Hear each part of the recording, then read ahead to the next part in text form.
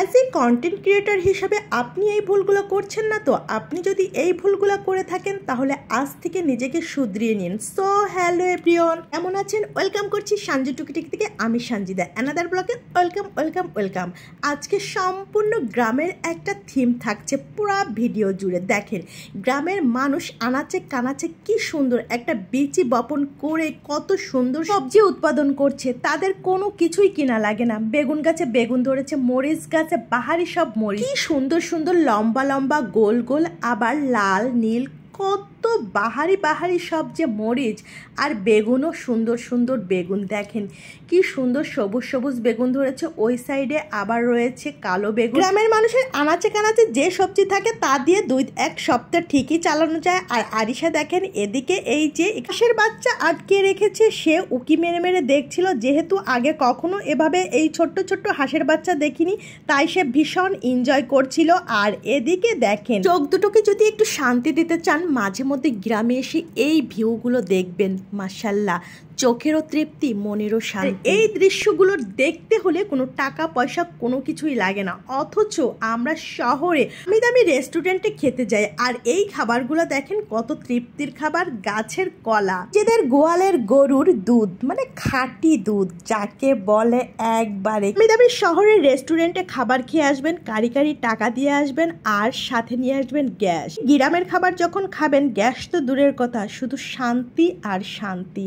আর এদিকে আমি একটা তরমুজ নিয়ে একটু রং ঢং করছিলাম। আমি বলছিলাম মধু মধু, আর ওদিক দিয়ে আমার মেয়ে বলছিল না মা মধু না, রসমালাই রসমালাই আইসক্রিম। ও যেহেতু আইসক্রিম ভীষণ পছন্দ করে, তাই ওর পছন্দের জিনিসকে ও আইসক্রিমের সাথে কম্পেয়ার করে। যেহেতু ভাইরাল একটা টপিক ছিল, তাই আমিও বাদ দিলাম না। দেখেন মধু মধু সত্যিই কিন্তু এটা মধুর মতোই হয়েছে, অনেক বেশি মজার ছিল। আর যেমন দেখতে লাল হয়েছে, এখানে অতটা লাল বোঝা যাচ্ছে না, কিন্তু ভীষণ মজার ছিল।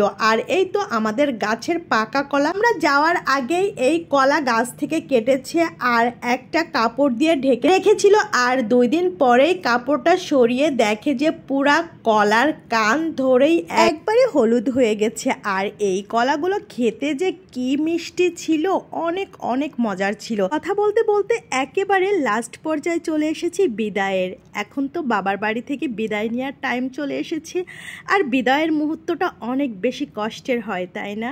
সবার ক্ষেত্রে তো মেয়েদের একটা আলাদা সংসার হয়, সেটা রেখে তো আর দিনের পর দিন বাবার বাড়ি থাকা যায় না। কিছুদিনের জন্য বাবার বাড়ি আসলে যেমন ভালো লাগে, বাবার বাড়ি থেকে যেতেও ভীষণ খারাপ লাগে।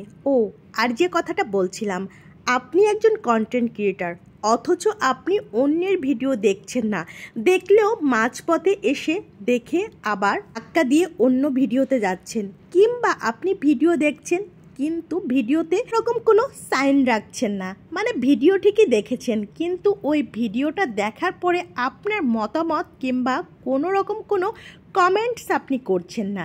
এগুলো কিন্তু একেবারে ঠিক না।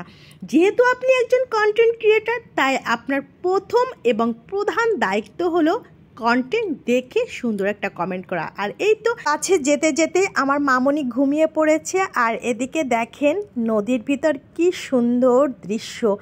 আর এই দৃশ্যগুলো দেখতে ভীষণ ভালো লাগে। সাথে থাকার জন্য ধন্যবাদ। আসসালামু আলাইকুম।